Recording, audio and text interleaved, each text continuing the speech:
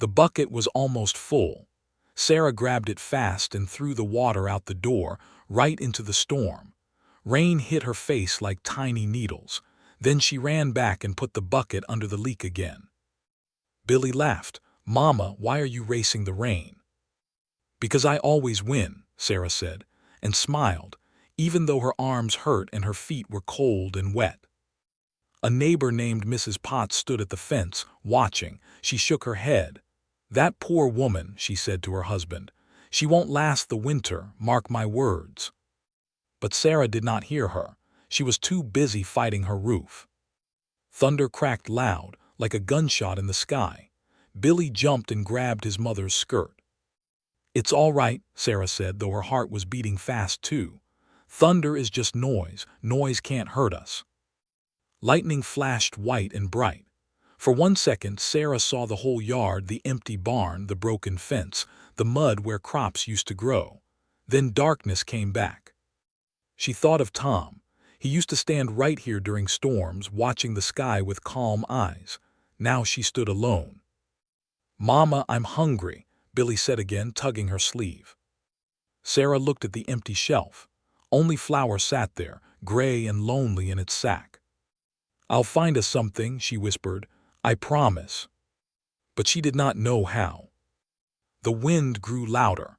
It pushed against the walls like an angry animal trying to get in. The bucket filled again, drip by drip. Sarah picked it up once more. Her hands shook, not just from cold but from fear. Fear of the debt, fear of the empty barn, fear of winter coming fast with no food and no money. She threw the water out the door again. She would not stop fighting. Not yet. Hoofbeats came slow up the muddy road. Sarah froze by the fence, her hand tight on a stick she had picked up without thinking. She did not know who rode toward her house, and strangers made her nervous these days. The rider stopped. A tall man with a dark hat looked down at her. Sarah raised the stick higher. "State your business, sir." The man almost smiled. He got off his horse slowly, showing his empty hands. "My name is John Carter. I mean you no harm, Mrs. Miller." Sarah lowered the stick, but only a little. "Everyone in this valley knows your name, Mr. Carter. You own half the land around here." "Not half," John said. "Just enough to keep me busy." He looked past her at the sagging roof, the empty barn, the thin smoke from a poor little fire. His eyes stayed calm, but something in his face changed. "Your husband once helped me," John said. "Storm like this one years back. My cattle were scattered across the ridge. He rode out and helped me bring them home, never asked for a thing." Sarah's throat tightened. "Tom never mentioned that." "He wouldn't," John said. "That was Tom's way." Billy ran outside just then, his stomach growling loud in the quiet air. John heard it. Sarah's cheeks burned red with shame. "We manage fine," she said quickly. John did not argue. Instead, he said something strange. "Mrs. Miller, I will trade a milk cow for a roof over my head." Sarah blinked. "You already have a roof, Mr. Carter." "Then call it storage," John said. "Your barn stands empty. Mine's full. Seems like a fair trade to me." It was not fair at all, and Sarah knew it. A cow and roof repairs were worth far more than empty barn space. But Billy's eyes were shining now, hopeful for the first time in weeks. Sarah looked at John's steady face and found no trick there. "All right," she said slowly. "We have a deal." Hammers banged on the roof from early morning. Sarah stood below, shading her eyes, watching 3 men move fast across the wood. By evening, not one crack remained. Then John Carter rode up, leading a brown and white cow behind him. A bell rang soft with every step the cow took. "Her name is Daisy," John said, handing the rope to Billy. Billy's mouth fell open. "She's mine, truly mine." "Yours to care for," John said, and for the first time in weeks, Billy laughed loud and free. Days turned into weeks. John came often, seeds for a garden, a mended fence, quiet lessons for Billy by the creek. Sarah watched her son grow stronger, happier. She felt something warm growing in her own chest too, something she had not felt since Tom died. But not everyone smiled at this. Mr. Grady rode up one afternoon, his horse kicking mud onto Sarah's clean porch steps. He did not get down.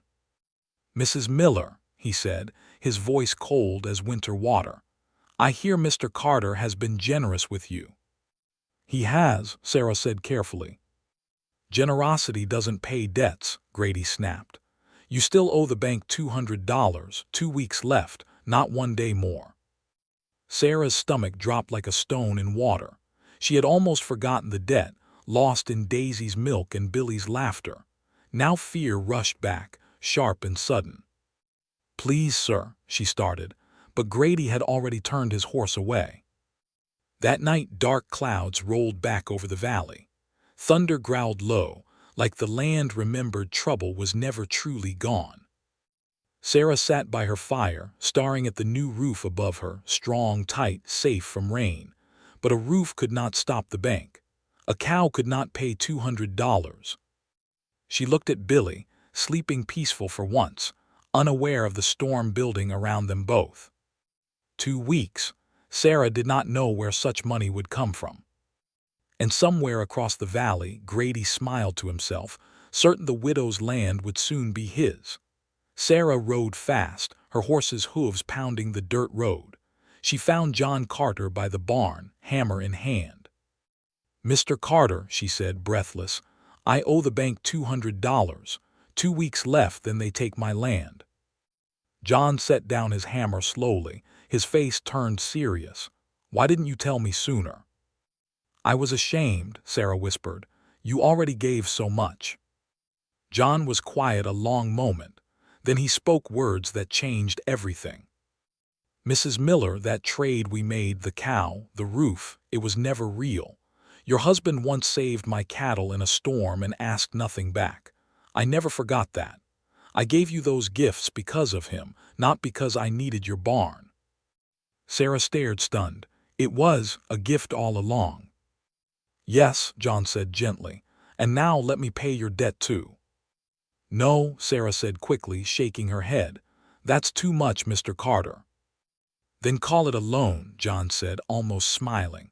"Pay me back with milk and eggs or Billy's help when he's older. No hurry at all." Tears filled Sarah's eyes, but they were warm tears now, not cold ones. 2 days later they rode into town together. John placed $200 on Grady's desk, coin by coin. Grady's face turned sour, like milk left too long in the sun. His plan had failed completely. "This isn't over," he muttered, though everyone could see it was. Word spread fast through the valley. People stopped calling John Carter just a rich rancher. Now they called him a good man, one who remembered old kindness and repaid it fully. Winter came, but Sarah's roof held strong. Daisy gave milk every morning. The garden grew despite the frost. John visited often still, not from duty now, but because he liked Sarah's quiet strength and Billy's bright laughter. Slowly, without either one planning it, friendship grew warmer, softer, until it looked almost like the start of love. And some nights, folks still tell this story by their fires of a rancher who traded a cow for a roof, but truly gave both away for free, asking only kindness in return.